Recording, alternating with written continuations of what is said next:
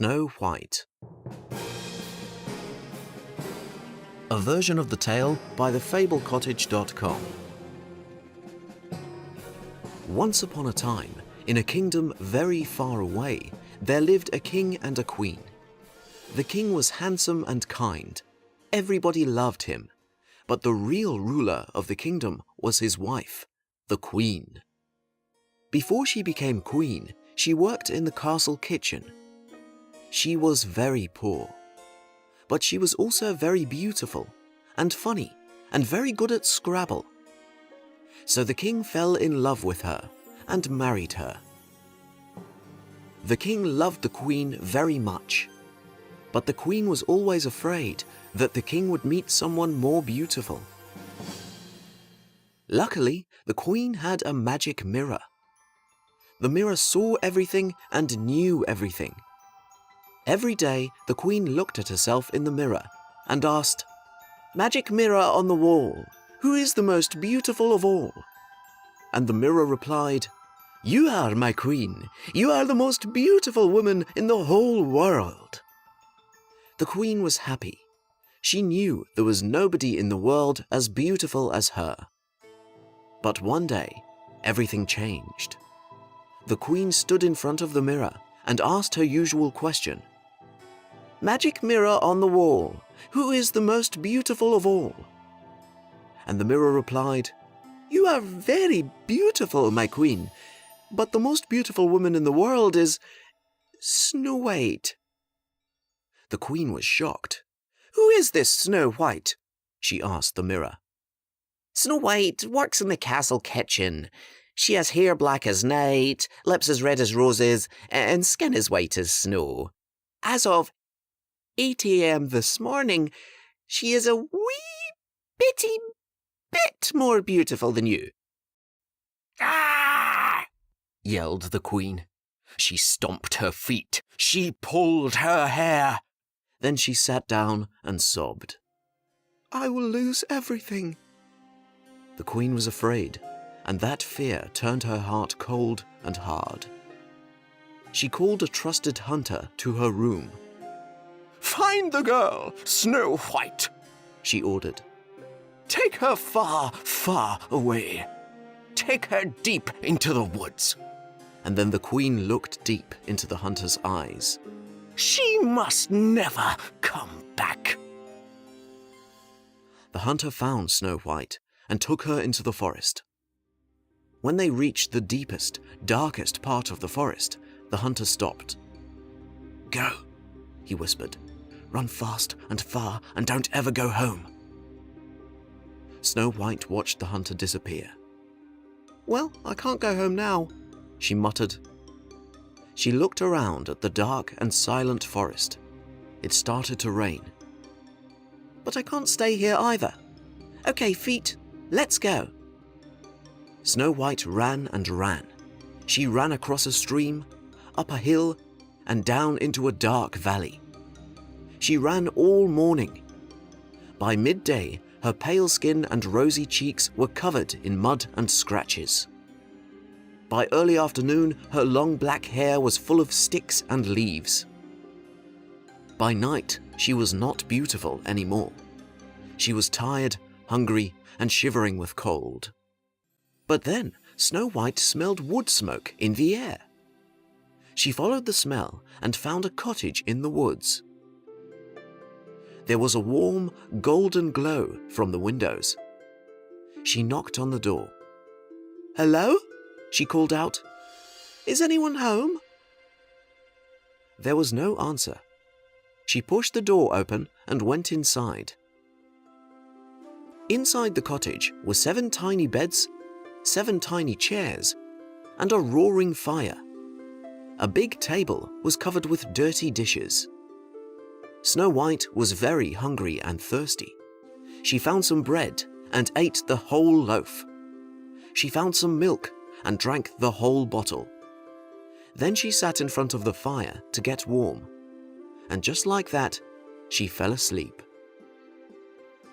When she woke up, there were 7 dwarfs standing around her. Snow White rubbed her eyes. "Who are you?" she said. This is our house, said one dwarf angrily. Who are you? Shh, you'll scare her, said another. She's a giant. She scares me, said yet another. Can I stay with you? Asked Snow White. It seems I can't go home. The dwarfs whispered amongst themselves. Okay, they agreed. But only if you help us wash the dishes. We hate washing dishes. It's a deal, said Snow White. And so Snow White found a new home with the 7 dwarfs. Every morning she washed the dishes. And every morning as the dwarfs left for work, they said, Be careful. Don't open the door for anyone. And thank you for washing the dishes. We really hate washing dishes. Back at the castle, the Queen was feeling better. She thought Snow White was gone forever, but she was still a little afraid. Come and play Scrabble with me, my love, shouted the king from the bottom of the stairs. You can go first.